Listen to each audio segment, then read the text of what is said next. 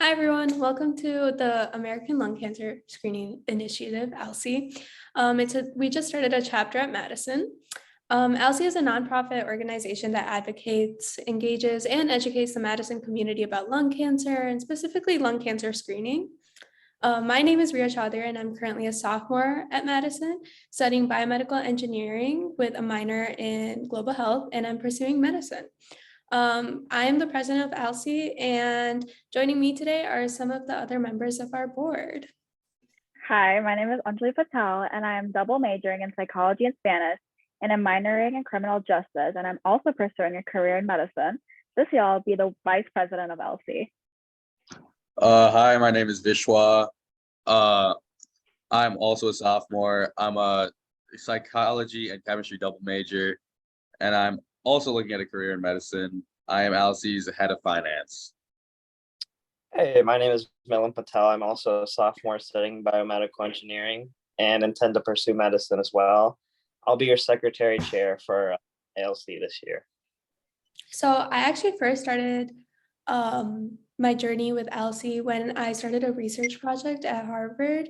So my research is basically studying the effects of chemotherapy and how screening can impact the fatality rates of patients who are diagnosed with lung cancer. And I fell in love with my research, and I was really interested in trying to get more outreach for people with at high risk to get screened for lung cancer.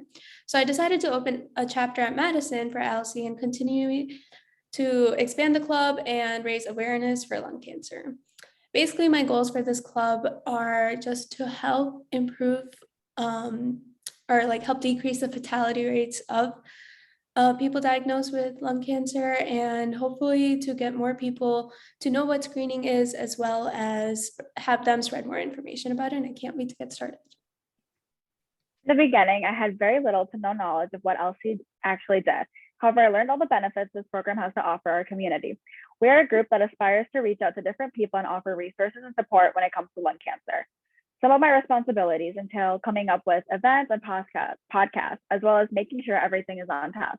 My goals for ALCSI are very similar to Ria, and I think that one of our main goals is going to be giving out resources and support for people in need.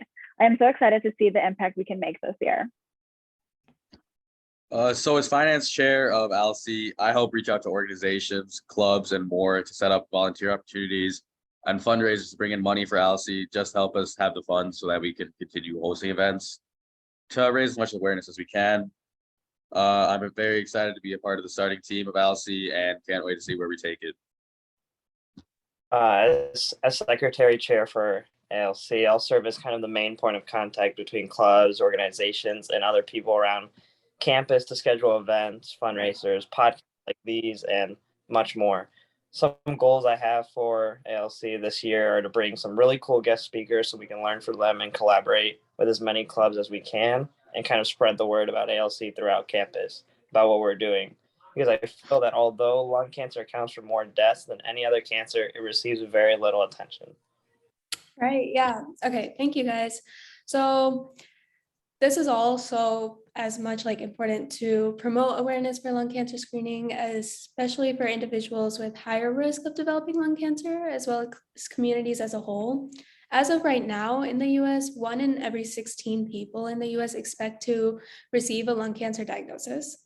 And if there is a way for these individuals to know about their diagnosis sooner, there would be a significant increase in the number of lung cancer patients that are able to receive treatment and hopefully be able to eliminate the cancer cells in them at an earlier stage.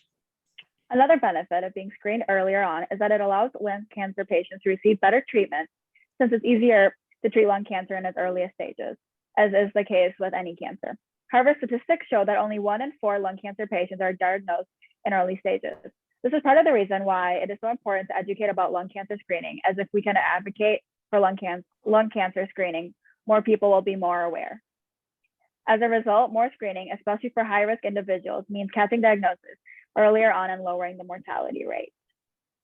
Yeah, it's been found that about 64% of lung cancer cases are diagnosed at the 3rd or 4th stages, which is far too far along the progression.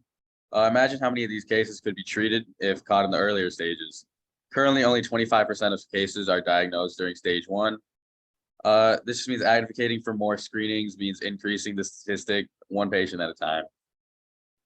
Now, are there particular demographics or groups that we consider high risk for lung cancer? For sure. So basically, while smoking is one of the number one leading causes of lung cancer, there are many other factors that place individuals for high risk, such as being exposed to secondhand smoke, environments with higher pollution rates, radons, chemicals, and even it can even be a genetic problem.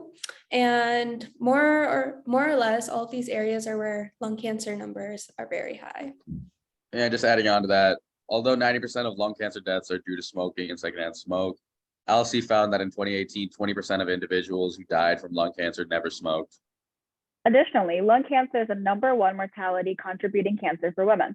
According to the Lung Cancer Foundation of America, in the past 39 years, the lung cancer death rate has fallen 29% among men, but has increased 102% in women in the same time frame. Building off that, if you yourself are wondering if you might need a screening, the U.S. Preventive Services Task Force recommends screening for adults that are between the ages of 50 and 80, have a smoking history of smoking a pack or two for 10 to 20 years, or a current or former smoker who quit within the past 15 years. There's also a risk calculator available through the National Cancer Institute that can calculate your risk of getting lung cancer. The University of Michigan also created a similar predictor website to estimate the risk of developing lung cancer. It's important to remember that these are estimation models and that any serious questions should be directed toward your healthcare provider. So, well, where can people find screening centers? Well, you can find accredited lung cancer screening centers on the American College of Radiology's website. You should also talk to your primary care provider for referral to an accredited lung cancer screening center. On the ALCSI website, there's also a form if you live in Massachusetts, Maine, Rhode Island, or New Hampshire. You can fill it out if you're interested in getting screened. Once you fill it out, one of the ALCSI team doctors will reach out to you. Are there actually any potential risks for screenings? So screening for lung cancer is typically done by a low-dose CT scan. This uses computers and X-rays. Detailed imagery of your lung is created in like 5 minutes. Yeah, and if you're thinking about getting screened, we stress the importance of first talking to your healthcare provider. The main risk that you would have with a CT scan is undergoing further invasive testing for cancer, such as like biopsies and all that, even if it may not actually be there. Repeated screening and repeated exposure to radiation could also cause cancer, but the risk of developing radiation-induced cancer is very, very low. Plus, during screening, patients are exposed to radiation levels that range from 1.5 to 2 MSV. This is less exposure than individuals that are exposed to the environment through ingestion, cosmic radiation, and inhalation. So you all might be wondering why lung cancer? Like there are so many other different types of cancers that have taken so many people's lives. Well, currently, lung cancer is the leading cause of cancer-related deaths and is the second most diagnosed form of cancer. And if we can target high-risk lung cancer individuals and educate and stress the importance of lung cancer, we hope we contribute to lowering the mortality rate. Yeah, and that's why ALCSI aims to target multiple age demographics to create widespread awareness throughout the community. We plan to do this by presenting about lung cancer to middle schools, high schools, and to college students on campus.